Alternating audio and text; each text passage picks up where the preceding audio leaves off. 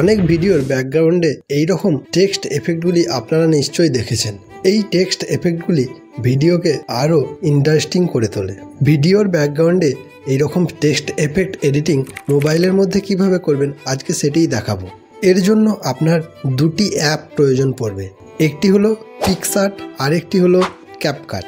প্রথমে পিক্সআর্ট অ্যাপটি খুলে আমরা যেই টেক্সটগুলি এখানে অ্যাড করতে চাই সেগুলি একটি ব্ল্যাঙ্ক ব্যাকগ্রাউন্ড নিয়ে সেই টেক্সটগুলি লিখে নিয়ে প্রত্যেকটি টেক্সটের একটি করে পিএনজি তৈরি করে নেব।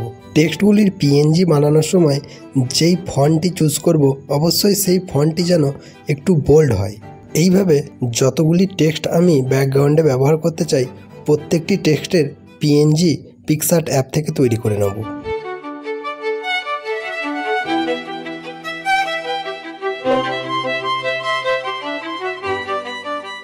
সবকটি পিএনজি তৈরি হয়ে যাওয়ার পর বাকি কাজ করবে এবার ক্যাপকাট অ্যাপে। এর জন্য প্রথমে ক্যাপকাট অ্যাপটি ওপেন করে নেব।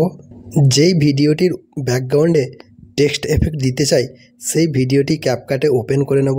এবার এই ভিডিও ক্লিপটির একটি কপি বানাতে হবে এবং সেম একই কপি লেয়ার হিসেবে এখানে আনতে হবে।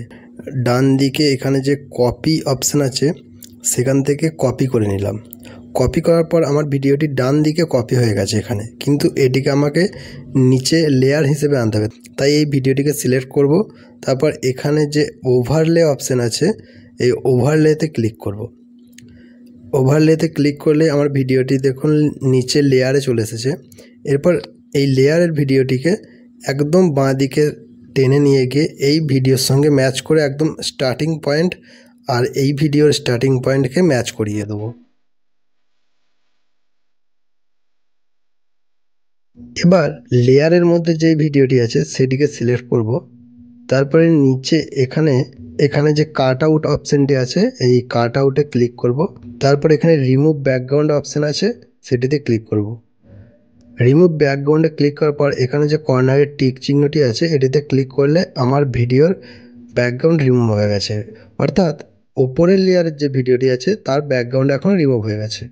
এবার যেই টেক্সটগুলি অ্যাড করব সেগুলি অ্যাড করার জন্য এখানে ওভারলেতে ক্লিক করে গ্যালারি থেকে সেই টেক্সটগুলিকে আমি চুজ করে নেব। টেক্সটগুলি সব এখানে এসে গেছে। এবার টেক্সটগুলিকে আমি ধরে পজিশন মতো বসিয়ে নেব যে জায়গায় বসাতে চাই। প্রথমে ঠিক সাইজ করে নেব এবং পরপর আমি টেক্সটগুলিকে এখানে বসিয়ে নিচ্ছি যেটা যে জায়গায় আমি দিতে চাই।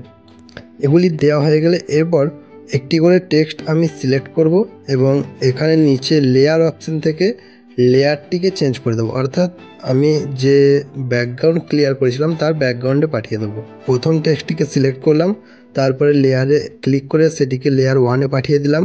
সেকেন্ড টেক্সটটিকেও সেমভাবে পাঠিয়ে দিলাম এবং থার্ড টেক্সটটিকেও ফার্স্ট লেয়ারে পাঠিয়ে দিলাম।